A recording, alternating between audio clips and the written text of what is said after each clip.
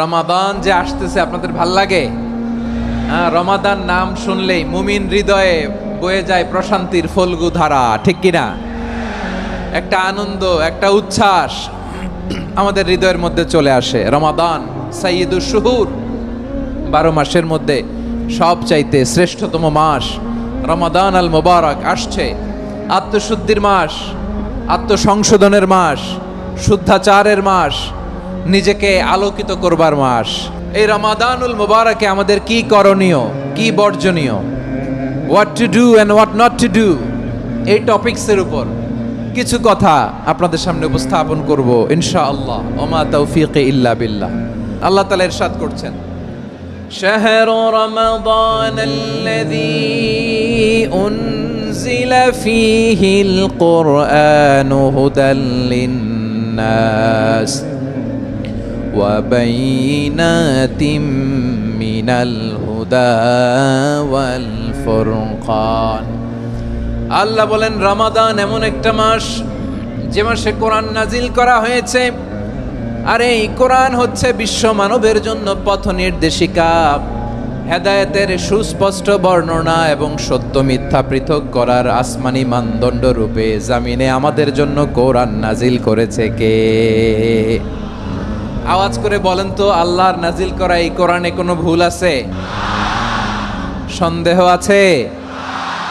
সংশয় আছে?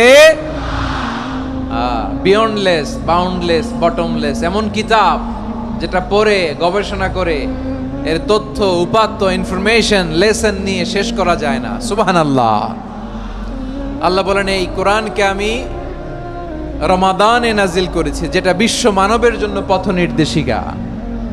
এতে আছে হেদায়েতের সুস্পষ্ট বর্ণনা আর সত্য মিথ্যা পার্থক্য করার মানদণ্ড, কোনটা সত্য কোনটা মিথ্যা এটা কোরআন দিয়ে ডিফারেন্সিয়েট করা যায়। কোরআন হচ্ছে ফুরকান, to differentiate between right and রং।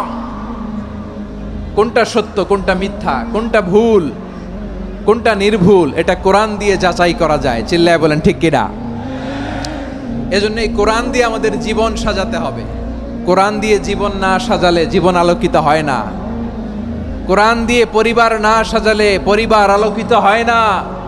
কোরআন দিয়ে সমাজ না সাজালে সমাজটা শান্তিময় হয় না। শুধু দুর্নীতি দমন কমিশন দিয়ে দুর্নীতি বন্ধ করা যায় না। কোরআনের আইন বাস্তবায়ন করা ছাড়া এই সমাজ থেকে দুর্নীতি বন্ধ করা যাবে না। চিল্লায় বলো ঠিক কিনা? আমার প্রিয় ভাইয়েরা, এই কোরআন নাজিল হয়েছে রমাদান আল মুবারক, এই বরকতময় মাসে। তাই আমাদের উচিত আসন্ন যে রমাদান আল মুবারক, এই রমাদানে কোরআনের সাথে নিজেদের সম্পর্ককে বাড়ানো। আপনি কি জানেন কোরআন নিয়ে কোন ফেরেশতা পৃথিবীতে এসেছিল? জানেন ফেরেশতার নাম কি বলেন তো? জিবরিল আলাইহিস সালাম। সাইয়েদনা জিবরিল কোরআন নিয়ে এসেছেন, ফলে উনি হয়েছেন শ্রেষ্ঠ ফেরেশতা। বিশ্ব নবীর উপর কোরআন নাজিল হয়েছে, তাই তিনি হয়েছেন শ্রেষ্ঠ নবী। রমাদানে কোরআন নাজিল হয়েছে, তাই রমাদান হয়েছে শ্রেষ্ঠ মাস।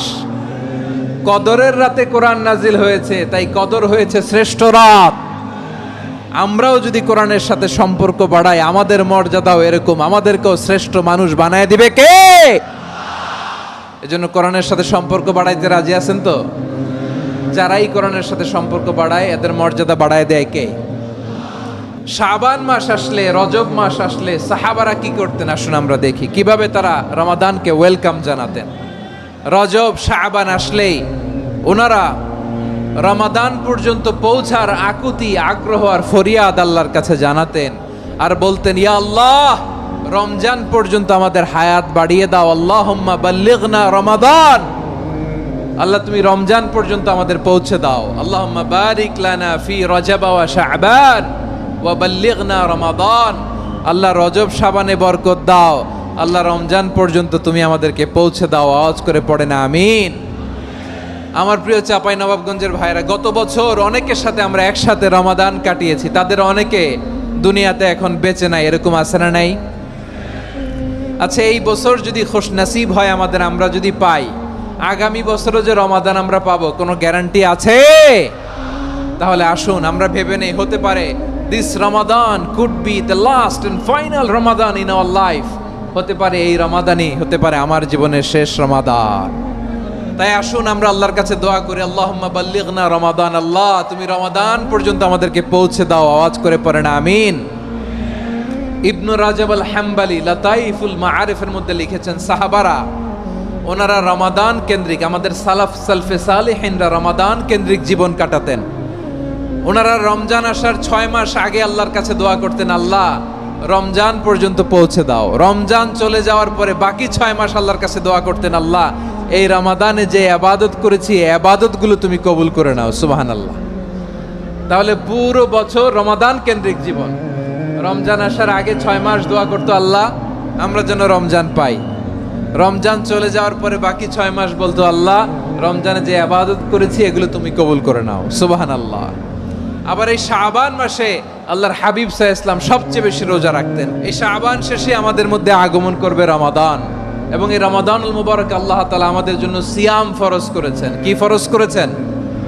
তিনি সূরাতুল বাকারার 183 নম্বর আয়াতে ইরশাদ করছেন, রাব্বুল আলামিন বলেন, ইয়া আইয়ুহাল্লাযীনা আমানু কুতিবা আলাইকুমুস সিয়ামু কামা কুতিবা আলাল্লাযীনা মিন ক্বাবলিকুম লাআল্লাকুম তাত্তাকুন।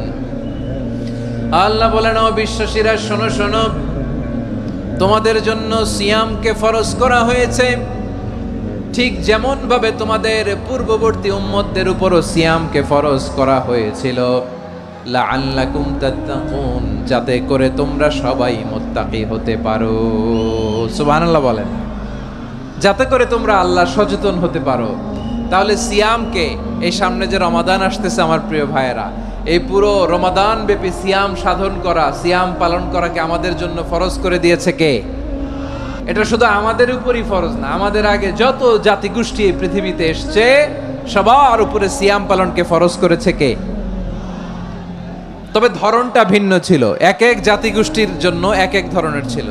আমাদের জন্য সিয়াম ফরজ টানা 1 মাস 30 দিন বা 29 দিন। পূর্ববর্তী অনেক উম্মতের উপর 1 মাস ছিল না, 3টা ফরজ ছিল। কয়টা? প্রতি মাসের 13, 14, 15 ফরজ ছিল তাদের জন্য। কারো জন্য শুধু একটা, আশুরার রোজা। কোন কোন উম্মতের জন্য 10টা।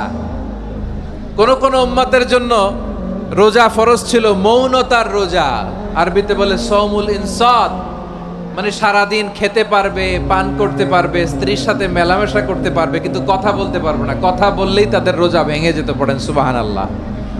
কি অদ্ভুত ব্যাপার, মৌন সম্মতির রোজা। যেমনটি সাইয়্যিদাতুনা মারিয়াম আলাইহিস সালাম বলেছেন, ইন্নী নাযারতু লির-রাহমানি সাওমা ফালান উকাল্লিমাল ইয়াওমা ইনসিয়া। তিনি বলেছেন, আজকে আমি রহমানের জন্য, মানে আল্লাহর জন্য রোজা মানত করেছি, আজকে আমি কারোর সাথে কথা বলতে পারবো না।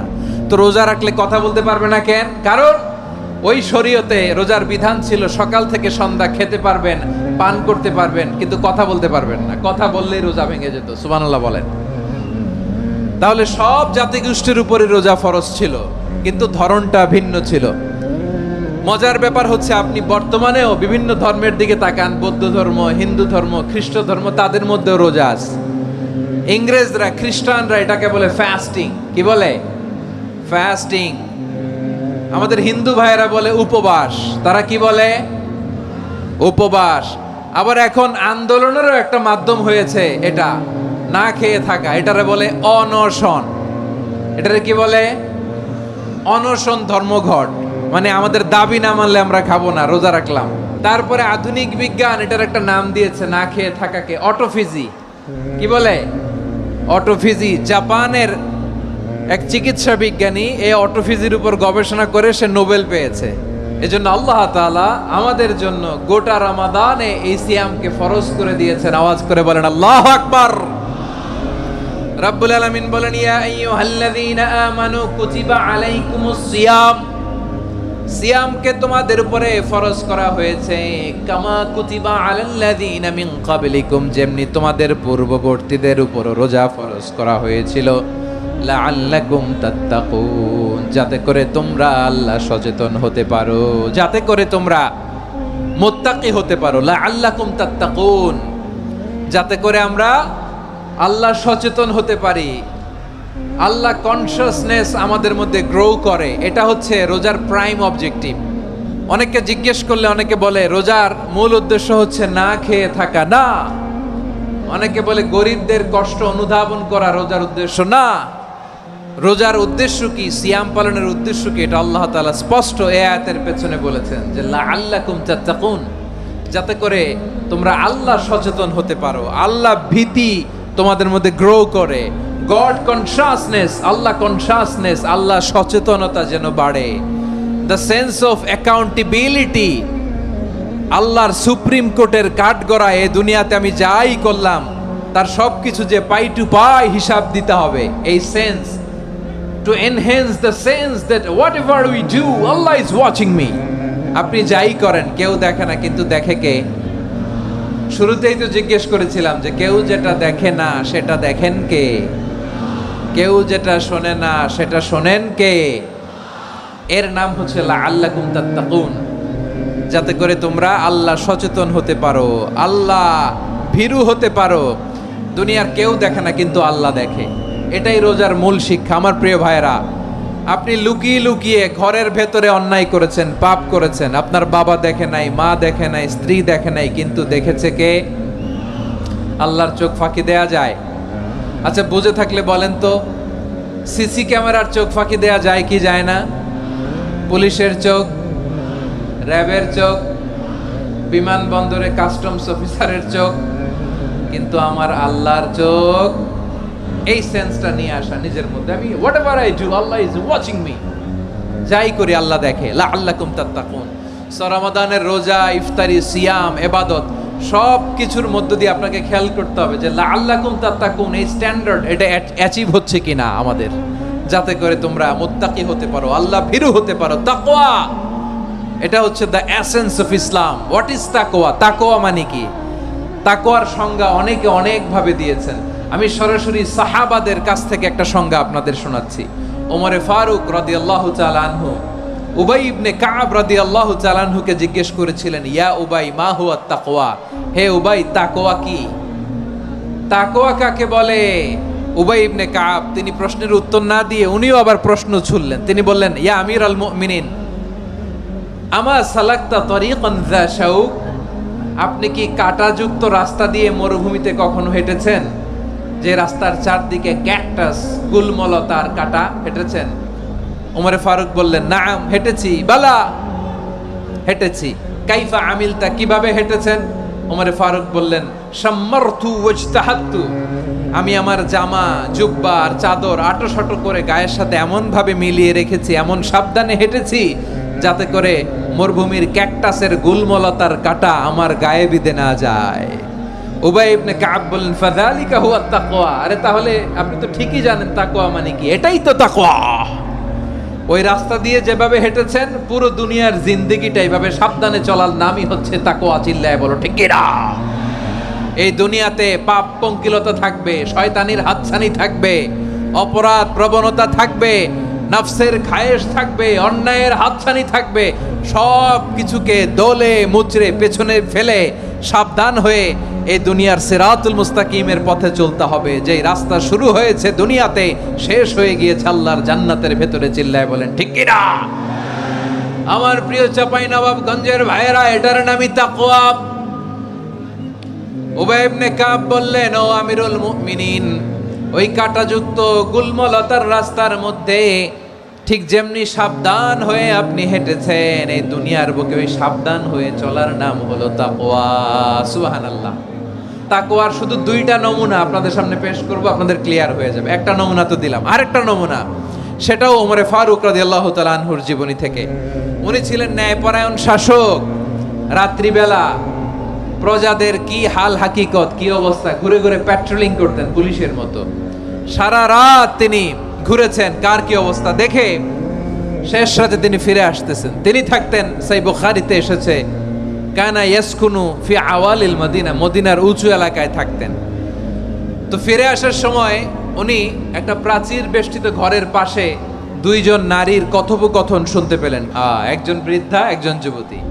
উনি কান লাগিয়ে শুনতে পাচ্ছেন। বৃদ্ধা মা, ওমরে ফারুক কাউকে দেখতে পাচ্ছেন না, শুনতে পাচ্ছেন। বৃদ্ধা মা তার যুবতী মেয়েকে বলে, এই তাড়াতাড়ি ওটের দুধ দহন করে ওটের দুধের সাথে পানি মিশাও, তাইলে কালকে বাজারে মদিনায় বেশি দামে বিক্রি করা যাবে, লাভ হবে অনেক।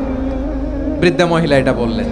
যুবতী মেয়ে উত্তরে বলে, মা আপনি জানেন না আমিরুল মুমিনিন খলিফাতুল মুসলিমিন ওমরে ফারুক দুধে পানি মিশানোকে দণ্ডনীয় অপরাধ বলে ঘোষণা দিয়েছে, জানেন না? এবার বৃদ্ধা মহিলা বলে, আরে পাগলি, এই ভোর রাতে আমিরুল মুমিনিন ওমরে ফারুক আসবে কোত্থেকে? উনি আসবে কোত্থেকে? ওনার পাইক পেয়াদা সিকিউরিটি আসবে কোত্থেকে? কেউ দেখবে না। আরে কেউ দেখবে না, তাড়াতাড়ি দুধের সাথে পানি মেশাও। এই কথা যখন মা বলেছে, যুবতী মেয়েটা চমৎকার একটা উত্তর দিয়েছে। তিনি বলেছিলেন, ইয়া উম্মি, ও আমার মা, লাউলা রাআ উমর লা রাআ রব্বু উমর। ও আমার প্রিয়তমা মা, আপনি ঠিকই বলেছেন, গভীর রাতে ওটের দুধে পানি মিশালে ওমর দেখবে না, কিন্তু মা খেয়াল রাখবেন, ওমর যদি নাও দেখে, ওমরের রব কিন্তু দেখে। চিল্লায় বলেন ঠিক কিনা? দিস ইজ কল্ড তাকওয়া।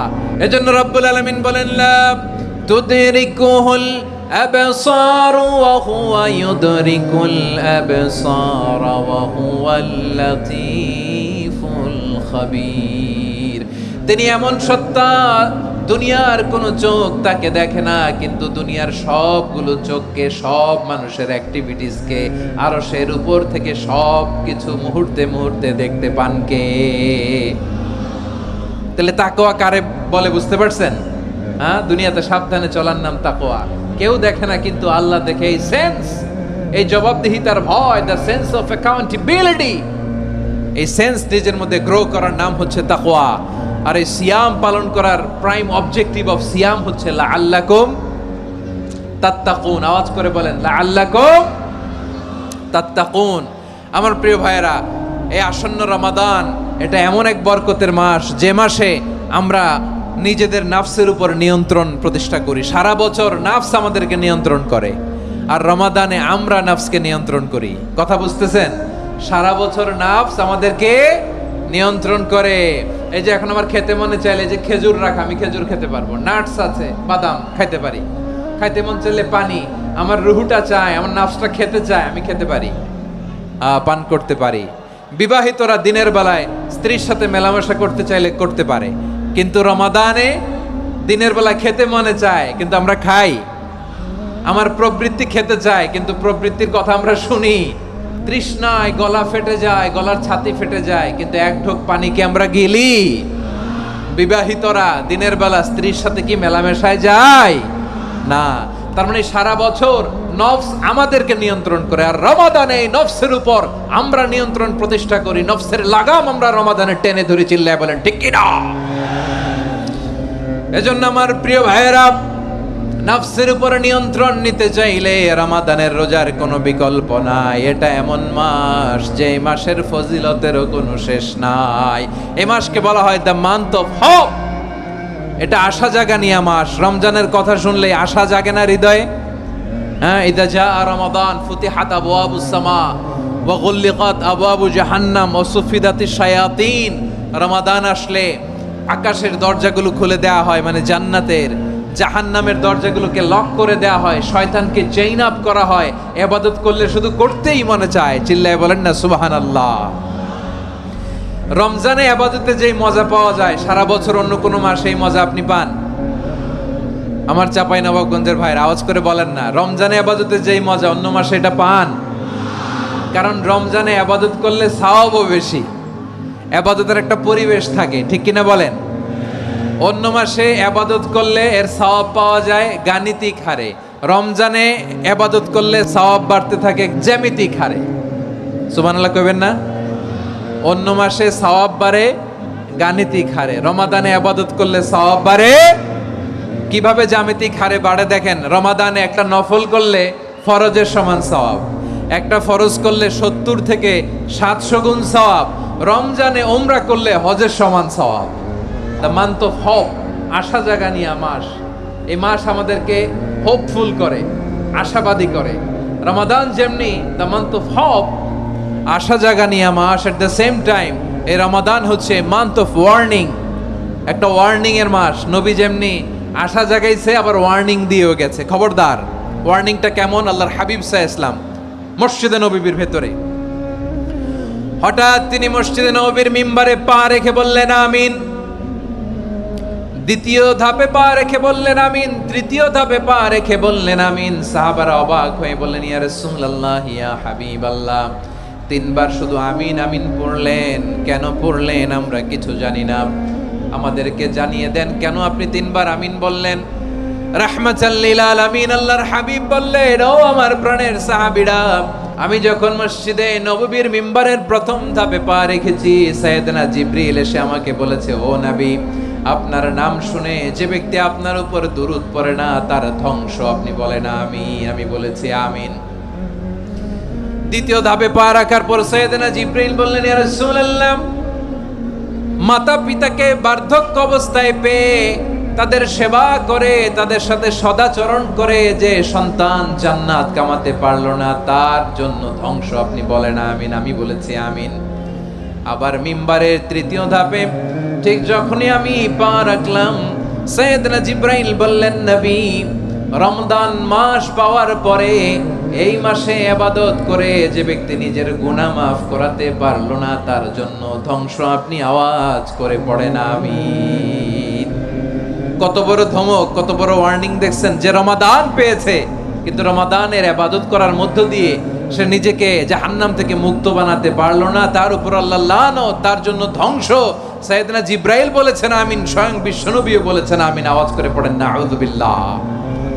তাহলে রমজান আসবে আর আমরা নিজেদেরকে জাহান্নামীদের লিস্ট থেকে নাম কাটিয়ে জান্নাতীদের লিস্টে উঠাতে পারবো না। এর চেয়ে বড় হতভাগা কি আর কেউ থাকতে পারে? তাহলে রমাদানের এই রহমত, বরকত, মাগফিরাত, ফজিলত আমাদের কামাই করার দরকার আছে না নাই?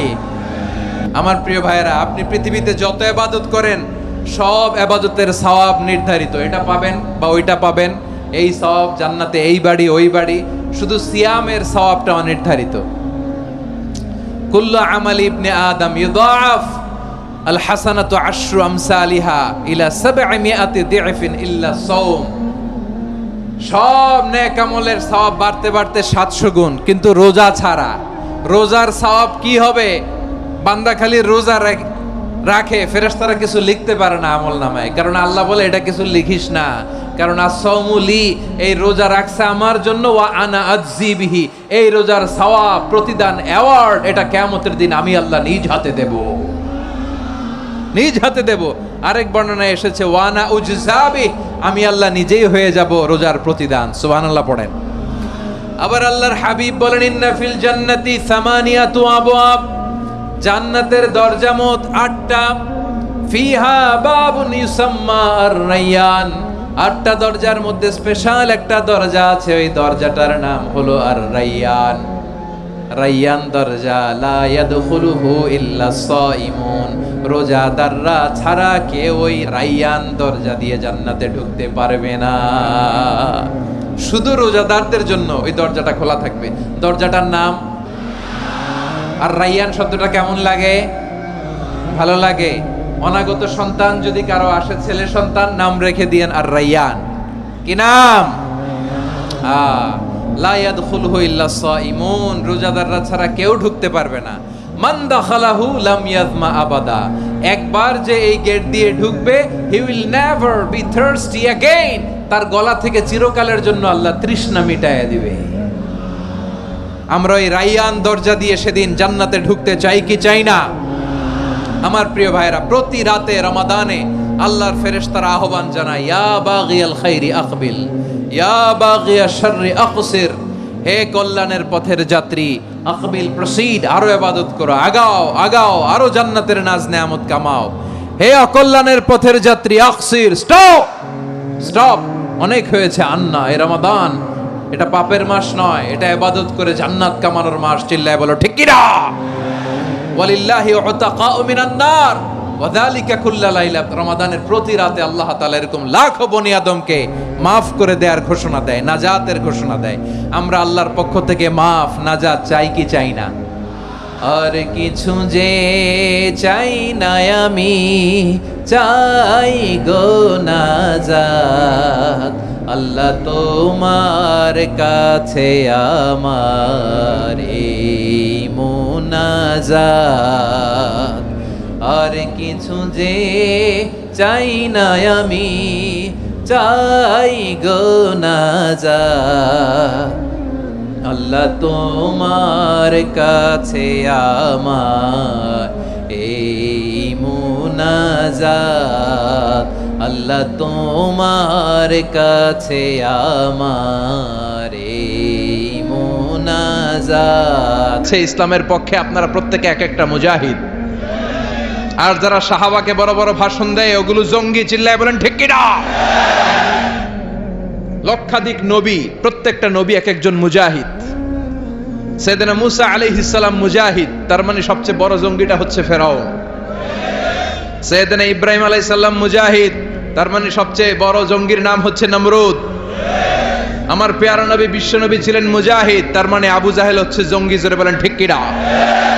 এদেশে যারা ইসলামের পক্ষে কথা বলে এরা মুজাহিদ, আর ইসলামরে যারা গালি দেয়, কোরআনের আওয়াজকে যারা বন্ধ করে দিতে চায়, এরাই সন্ত্রাসবাদের ধারক এবং বাহক। জোরে বলেন ঠিক কিনা?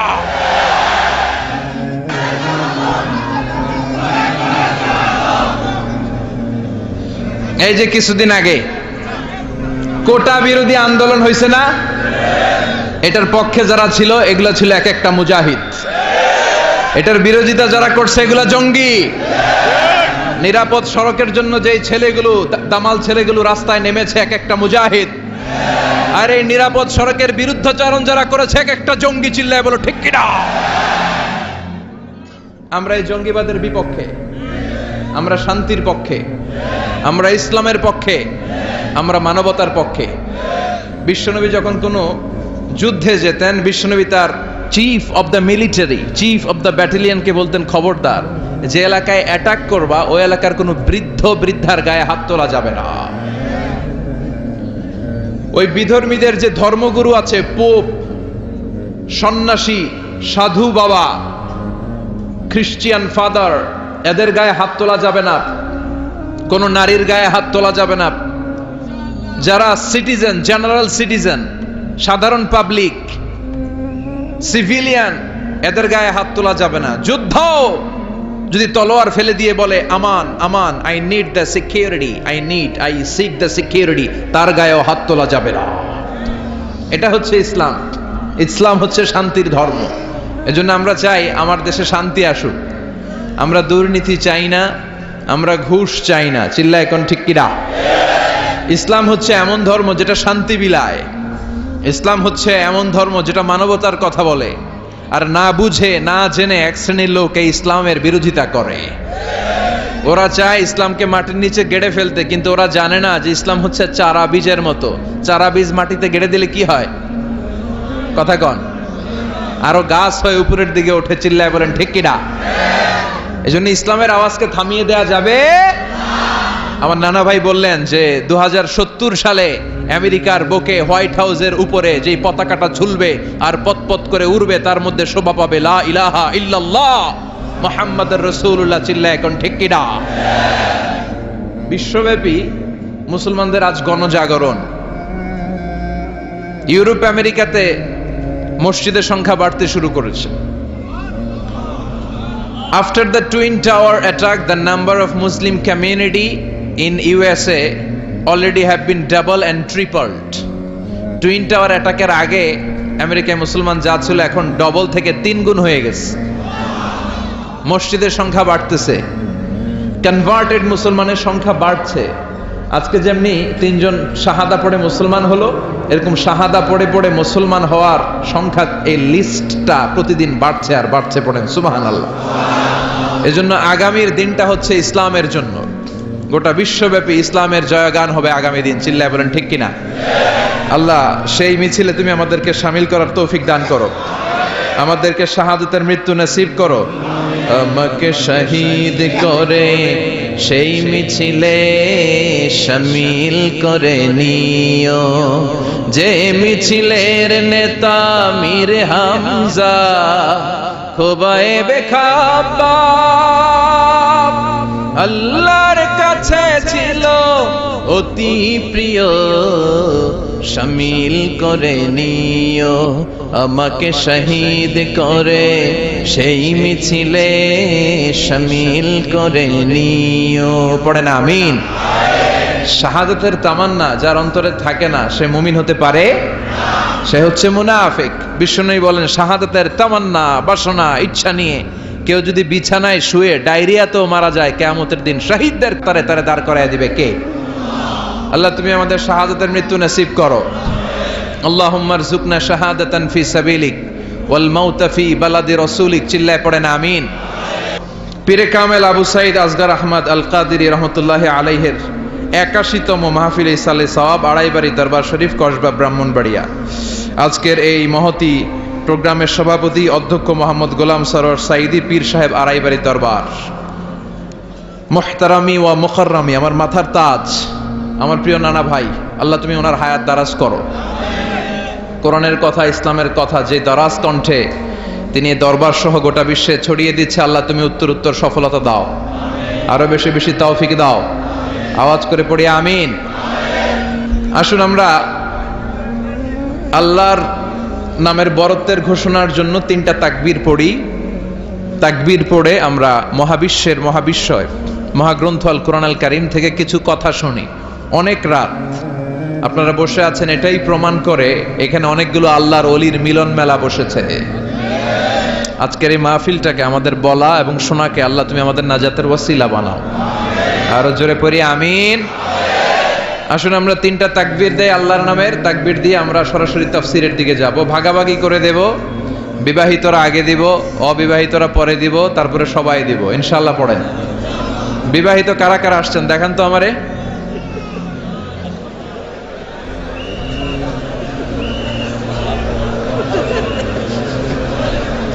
নামান নামান, মাশাআল্লাহ। এবার অবিবাহিতরা হাত তোলো।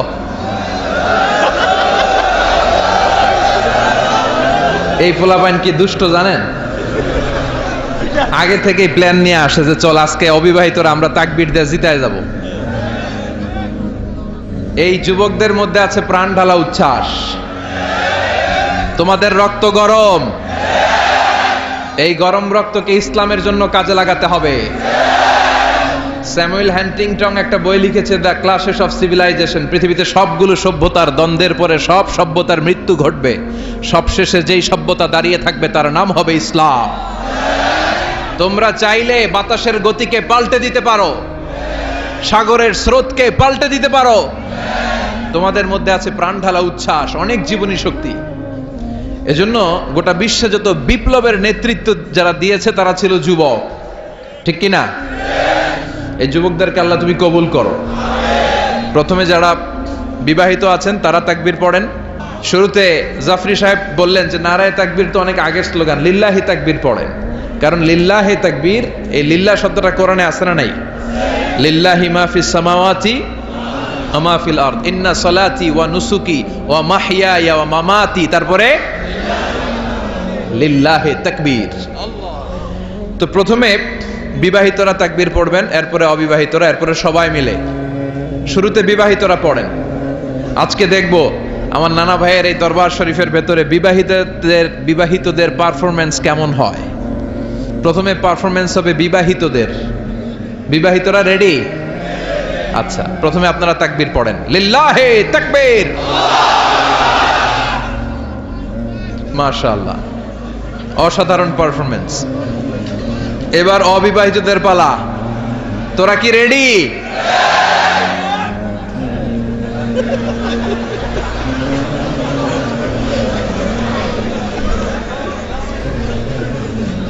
বিবাহিতদেরকে হারায় দেওয়া যাবে?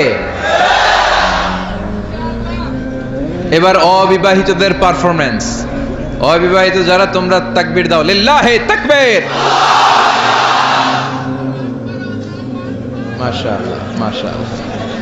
এবার সবাই মিলে 3টা তাকবীর পড়েন একসাথে আওয়াজ করে, যাতে আল্লাহর নামের স্লোগানে আড়াইবাড়ি দরবারের ময়দান কেঁপে কেঁপে ওঠে। পারা যাবে মুসলমান?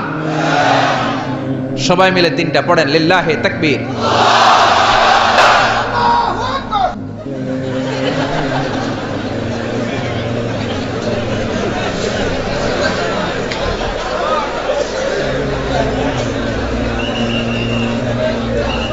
জোশের ঠেলায় সবার যখন শেষ হয় ওনার তখন শুরু হয়। একসাথে একসাথে 3টা তাকবীর পড়েন, লিল্লাহে তাকবীর,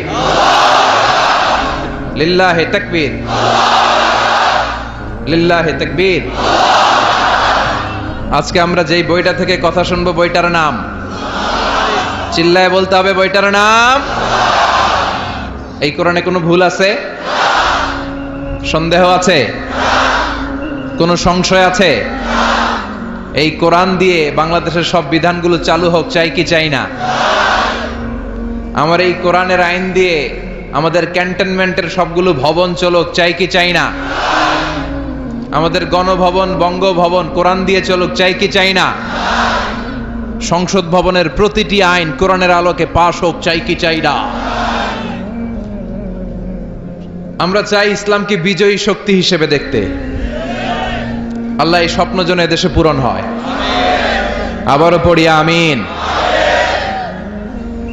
আমি আমার খুতবার শুরুতে সূরাতুল ইখলাস তেলাওয়াত করেছি, শুনেছেন না আপনারা সবাই?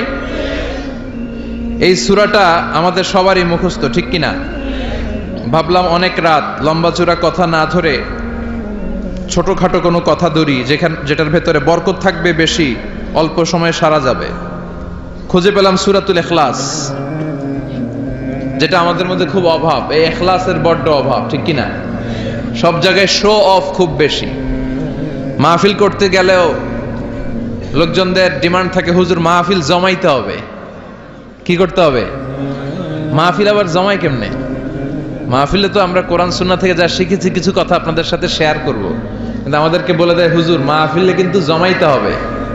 আচ্ছা গেল জমানো। অনেক জায়গায় বলে হুজুর আপনার কিন্তু কাঁপাইতে হবে। কি করতে হবে? কাঁপাইতে হবে। আবার অনেক জায়গায় বলে হুজুর মাহফিল কিন্তু ধরে রাখতে হবে। কি করতে হবে? তো আমরাও আছি বিপদে। আমরা কোনো জায়গায় জমাইতে হয়, কোথাও কাঁপাইতে হয়, কোথাও আবার ধরে রাখতে হয়। আছে না নাই? তো এগুলো থেকে বেরিয়ে আসেন। সব কাজগুলো যেন হয় ইখলাসের সাথে। অন্তরে ভয় যদি কারো থাকে, তাদের মধ্য দিয়ে এই কাজ প্রকাশিত হতে পারে। যাদের হৃদয়ে আছে আল্লাহর ভয়, তারা কভু পথ ভুলে যায় না। আল্লাহর প্রেম ছাড়া এই দুনিয়ায় কারো কাছে কোনো কিছু চায় না। রাতের আধারে যারা সেজদাতে রয়, দু চোখের শ্রুতে নদী যেন বয়। ছলনার হাতছানি যতই আসুক, পেছনে ফিরেও সে তাকায় না। যাদের হৃদয়ে আছে আল্লাহর ভয়, তারা কভু পথ ভুলে যায় না। আল্লাহর প্রেম ছাড়া এই দুনিয়া কারো কাছে কোনো কিছু চাই না, ঠিক কি না? এজন্য মুমিনের অন্তরে থাকতে হবে একজনের ভয়, তিনি কে? আমরা এখন সূরাতুল ইখলাসের তাফসীর শুনবো, পড়েন ইনশাআল্লাহ। এমন একটা সূরা যে সূরাটা আমাদের সবার মুখস্থ, তাই না? মুখস্থ নাই কার কার? হ্যাঁ, মুখস্থ আছে না? শুধু মুসলমান না, অনেক হিন্দু ভাইদেরও মুখস্থ আছে। আলহামদুলিল্লাহ পড়ে। মুসলমানদের সাথে থাকতে থাকতে অনেক হিন্দুরাও পড়ে, অনেক হিন্দুরাও কালিমা পড়ে, জানেন? অনেক হিন্দু ভাইরাও সূরাতুল ফাতিহা মুখস্থ বলতে পারে, জানেন? আলহামদুলিল্লাহ বলেন। আমাদের এই অনেক মাহফিলগুলোতে হিন্দু ভাইরা কিন্তু আসে এবং লুকিয়ে লুকিয়ে কোরআনের কথা শুনে। অনেক ভাইরা আসে, বিভিন্ন ধর্মের বর্ণের পেশার লোকেরা। একজন বলল হুজুর আপনার মাহফিল শোনার জন্য 60 জন পুলিশ আসছে আজকে, 60 জন। আল্লাহ ভাইদেরকে তুমি কবুল করো। প্রশাসনের যারা আছে আল্লাহ তাদেরকে তুমি কবুল করো। নিরাপত্তার জন্য যারা এসেছে, সিআইডি, এনএসআই, র্যাবের ভাইরা, পুলিশের ভাইরা, আল্লাহ তাদেরকে তুমি ইসলামের জন্য কবুল করো। আপনারা জানেন যে আমি যখন কথা বলি, I consider my lecture as a class. আমি আমার তাফসীর প্রোগ্রামগুলোকে ক্লাসের মতো নেই, ফলে আমি কিছু জিজ্ঞেস করি আর আমার শ্রোতারা আমাকে উত্তর করে। তো শেষ পর্যন্ত আমি আপনাদেরকে জিজ্ঞেস করলে উত্তর করা যাবে তো? শেষ পর্যন্ত জেগে থাকতে হবে, কিন্তু ঘুমানো যাবে না। যে সূরাটার তাফসীর নিয়ে বসেছি, সূরাটার নাম আরো জোরে সবাই বলেন। আল্লাহ আমাদের ইখলাস বাড়িয়ে দাও। সূরাতুল ইখলাস ছোট্ট একটি সূরা। আমরা অনেক সময় অনেক ছোট জিনিসকে গুরুত্বহীন ভাবি, কিন্তু আসলে এটার অনেক গুরুত্ব আছে না নাই?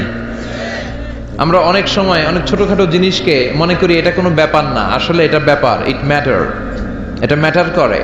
সূরাতুল ইখলাস ঠিক তেমন একটি সূরা। সবার মুখস্থ আছে তো, সব জায়গায় শোনা যায় তো, এজন্য অনেকে গুরুত্ব দেয় না। আজকে এই সূরার গুরুত্বের ব্যাপারে আমরা কিছু কথা শুনবো ইনশাআল্লাহ। পড়েন। সূরাতুল ইখলাস এই সূরাটি মাক্কি সূরা। কি সূরা? কথা বলেন। মাক্কি। কোরআনের সূরাগুলো দুই ভাগে বিভক্ত, একটা আরেকটা। সবাই বলেন, একটা আরেকটা। তো কিছু সূরা হচ্ছে মাক্কি, কিছু মাদানী। এই সূরাটা মাক্কি সূরা। এই সূরাতুল ইখলাসের আয়াত সংখ্যা হচ্ছে 4টি। সবাই বলেন কয়টি? 4টি মাত্র আয়াত। 15টি শব্দ আছে এই সূরার ভেতরে, 47টি অক্ষর আছে। যে সূরাটি আমাদের প্রত্যেকের কলিজার ভেতরে আছে না নাই? ছোটবেলা বাবার হাত ধরে, দাদার হাত ধরে আমরা যখন মসজিদে যেতাম, ইমাম সাহেবের কণ্ঠে শুনতে শুনতে কিছু কিছু সূরা এমনি কবে যে মুখস্থ হয়ে গেছে আমরা নিজেরও কইতে পারি না, ঠিক কি না? যেমন সূরাতুল ইখলাস, তাই না? সূরাতুল ফাতিহা কবে যে মুখস্থ করছি আমরা জানি না। সূরাতুল ইখলাস শুধু সূরাতুল ইখলাসের নাম নয়, ইখলাস ছাড়াও এই সূরার আরো অনেকগুলো নাম আছে। এই সূরার একটা নাম হচ্ছে সূরাতুত তাওহীদ। কি নাম? সবাই বলেন কি নাম? তাওহীদেরই মুর্শিদ আমার মুহাম্মাদের নাম বলো, মুহাম্মাদের নাম। আল্লাহর নাম জপলে বুঝতে পারি আল্লাহরই কালাম বলো, মুহাম্মাদের নাম। ওই নামেরই রশি ধরে যাই আল্লাহর পথে, ওই নামেরই ভেলায় চড়ে ভাসি নূরের স্রোতে। ওই নামের বাতি জেলে দেখি আরশের মুকাম বলো, পড়েন, মুহাম্মাদের নাম। তাওহীদেরই মুর্শিদ আমার মুহাম্মাদের নাম বলো, মুহাম্মাদের নাম। আল্লাহর নাম জপলে বুঝতে পারি আল্লাহরই কালাম বলো, মুহাম্মাদের নাম। সুবহানাল্লাহ পড়েন। এই সূরার একটা নাম হচ্ছে সূরাতুত তাওহীদ। কি নাম? তাওহীদ। তাওহীদ মানে একত্ববাদ। তাওহীদ মানে একত্ববাদ, oneness of God, the oneness of creator. আমাদের স্রষ্টা একজন। চিল্লায় বলেন কয়জন? এটাকে বলে তাওহীদ। আর এর বিপরীত হচ্ছে শিরক, যে শিরকের সাথে আমাদের কোনো সম্পর্ক। আল্লাহ সব গুনাহ মাফ করে, শিরকের গুনাহ মাফ করে? কথা বলেন। ইন্নাল্লাহা লা ইয়াগফিরু আন ইউশরাকা বিহি ওয়া ইয়াগফিরু মা দুনা যালিকা লিমান ইয়াশা।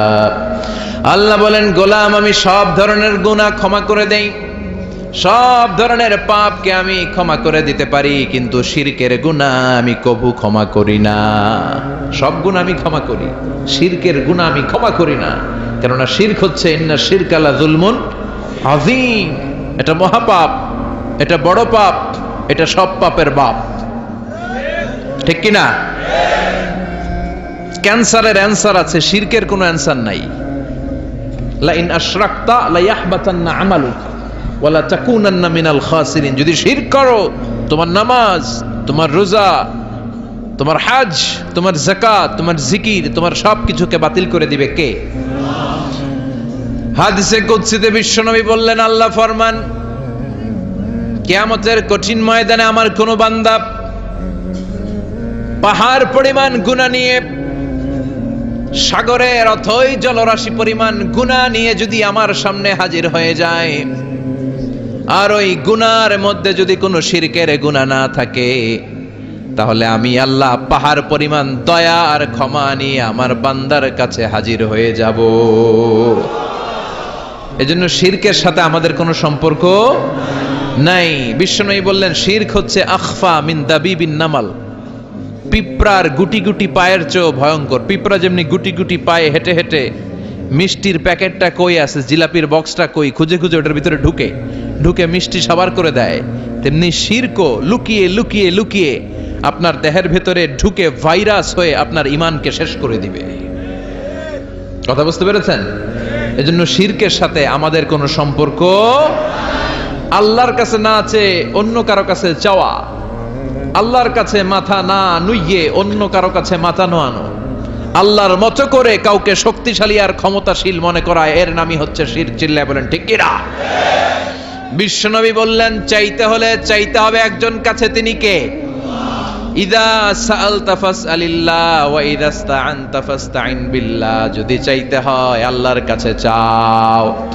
নাকি খাজা বাবার কাছে যাবেন?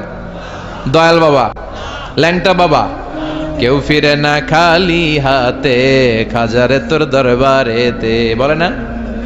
বলে বলে দয়াল বাবা রে দয়া করো আমারে, বলে বলে বলা যাবে? বলতে হবে দয়াল আল্লাহ রে দয়া করো আমারে, ঠিক কি না? এজন্য আল্লাহ ছাড়া আমরা কারো কাছে চাই না। আমরা চাই কার কাছে? আপনি জীবনে সফল হতে চান, চাইবেন কার কাছে? আপনি বিয়ে করেছেন, সন্তান হচ্ছে না, চাইবেন কার কাছে? আপনার মেয়ে আছে, ছেলে নাই, চাইবেন কার কাছে? ছেলে আছে, মেয়ে নাই, চাইবেন কার কাছে? নাকি মাজারে যে মানত করবেন? মাজারে যে মানত করলে সন্তান পাওয়া যায়? আকল খাটান, আকল খাটান।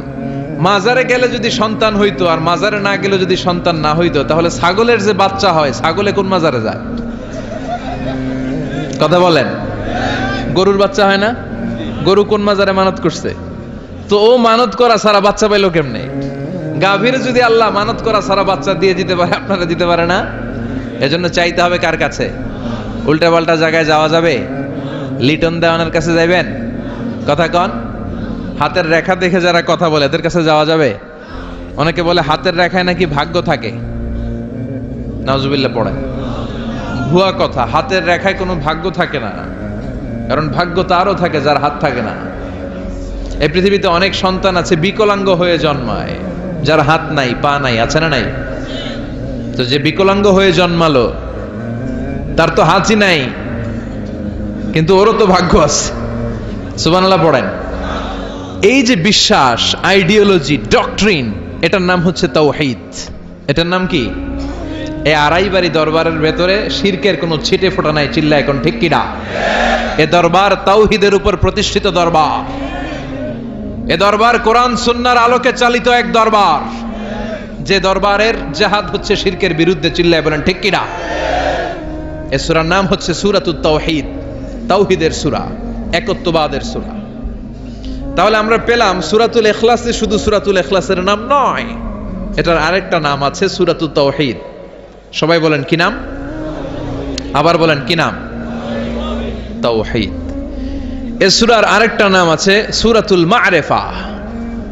সূরাতুল মা'রিফা মানে জানা বা চিনা। মা'রিফা মানে জানা বা চিনা। এই সূরা পড়লে কারে জানা যায়? এই সূরার অর্থ হৃদয়ঙ্গম করলে কারে চেনা যায়? আল্লাহকে চেনা যায়। এটাকে বলে আল্লাহর পরিচয় জানার নাম হচ্ছে মা'রিফা। আর এই সুন্দর শুদ্ধ মা'রিফার আকীদারে এই দেশে নাম দিছে মারে ফত। কি নাম দিছে? মারে ফত। এদের নামাজ লাগে না, এদের রোজা লাগে না, এদের গোসল লাগে না, এদের মাথার চুলের ভেতরে গিটলিপ পেকে থাকে, লাল শালু পড়ে থাকে, বলে যে কলিজা সাফ তো সব সাফ, এরকম ডাকাইতেছে না নাই? এমন পীরেরও কথা শুনেছি যেই পীর গোসল করে না। গোসল না করলে ওইটারে আপনারা কি করেন এই এলাকায়? খাটাস। হ্যাঁ, খাবিস। তো গোসল করে না, সারা বছরে করে একদিন। সারা বছরে একদিন গোসল করে, ওই গোসলের পানিরে আবার মুরিদরা খাইয়া সব শেষ করে ফেলায়।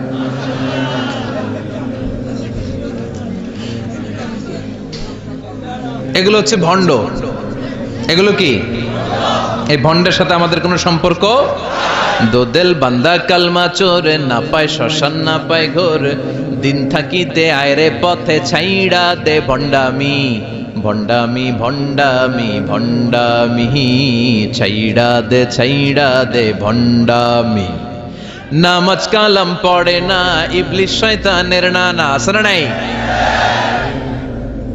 নামাজ রোজা করে না ইবলিশ শয়তানের নানা ধর্মের একখান খুঁটি ধইরা কয়দিন করবা হয়রানি ভণ্ডামি ভণ্ডামি ভণ্ডামি ছাইড়া দে ভণ্ডামি দোদেল বান্দা কালমা চোর না পায় শ্মশান না পায় ঘোর দিন থাকিতে আয়রে পথে ছাইড়া দে ভণ্ডামি ভণ্ডামি ভণ্ডামি ভণ্ডামি ছাইড়া দে ভণ্ডামি ঠিক কি না? এদের সাথে ইসলামের কোনো সম্পর্ক নাই। ইসলাম আল মা'রিফাতে বিশ্বাস করে। আল মা'রিফা মানে জানা বা চেনা। এই সূরা পাঠ করলে কারে চেনা যায়? যারা মুওয়াহহিদুন, যারা এক আল্লাহয় বিশ্বাসী, যাদের সাথে শিরকের সম্পর্ক নাই, এরা হচ্ছে মারিফাতের লোক। আপনারা যারা বসে আছেন আপনারা হচ্ছেন মারিফাতের ধারক এবং বাহক। চিল্লা এখন ঠিক কি না? তাহলে এই সূরার এক নাম আমরা জানলাম সূরাতুত তাওহীদ, তাওহীদের সূরা। এই সূরার আরেকটা নাম আমরা জানলাম সূরাতুল মা'রিফা। আবার এই সূরার আরেকটা নাম হচ্ছে সূরাতুস সামাদ। সামাদ কার নাম? কথা বলেন। এজন্য এই সূরার একটা নাম হচ্ছে সূরাতুস সামাদ, সমাদের সূরা। সমাদের অনেকটা বিপরীত শব্দ হচ্ছে সানাম। সানাম মানে মূর্তি, সানাম মানে কথা বলেন, সনাম মানে মূর্তি। বিশ্বনবী যখন প্রথম ওহী পেলেন ওই সময় একটা লোক মূর্তির পূজা করত, মূর্তিরে খুব ভালোবাসতো আর বগল দাবা করে রাখতো।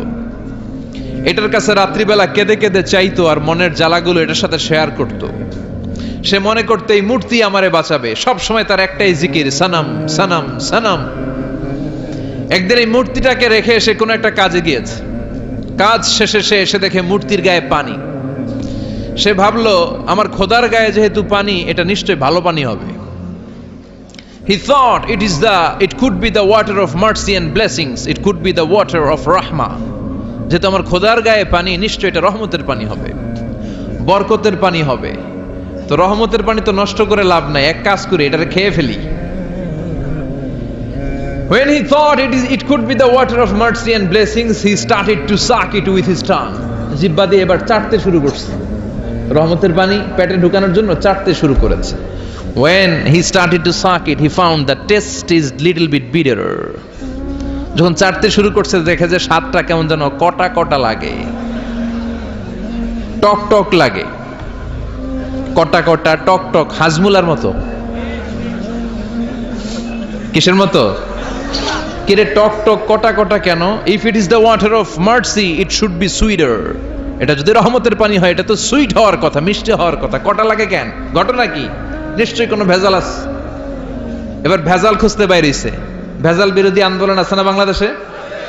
কিরে ভেজাল হইলো কোথায়? খুঁজে দেখে দুইটা খেকশিয়াল, ফালাবান, দুইটা খেকশিয়াল একটা ঠ্যাং উঁচু করে রাখছে, মাঝখান দিয়ে এখনো রহমতের পানি পড়তেছে। এবার তো ধরে ফেলছে, হায় হায়, মনে করছে রহমতের পানি, এখন দেখি কুত্তার মুত, এখন দেখি খেকশিয়ালের পেশাব, হায় হায় হায়। কারে এতদিন নম নম করলাম, নমস্ত নমস্ত গাইলাম, কার সামনে মাথা নোয়ালাম, কার সামনে এত চোখের পানি ফেললাম, এটা নিজেকেই নিজে খেকশিয়ালের পেশাব থেকে বাঁচাতে পারে না, ও আমারে বাঁচাবে কি? ঠিক কিনা? এবার মূর্তিটাকে, সানামটাকে ধরে মেরেছে আছাড়। ভাঙ্গা মূর্তি নিয়ে বিশ্বনবীর কাছে এসেছে। এসে বলে, আব্দুল্লাহর বেটা মোহাম্মদ, এতদিন ধরে আমি বুঝি নাই, মূর্তিটারে খোদা মনে করতাম, এইটারে ডাকতাম, এতদিন ভাবছি খোদা, এখন দেহি হুদা। এতদিন ভাবছি, এখন দেখি এটার কোনো পাওয়ার নাই, এটার কোনো ক্ষমতা নাই, আমি আর এই মূর্তির পূজা করতে চাই না, আপনি আমাকে শাহাদাতের বাণী পাঠ করিয়ে দেন। সুবহানাল্লাহ পড়েন।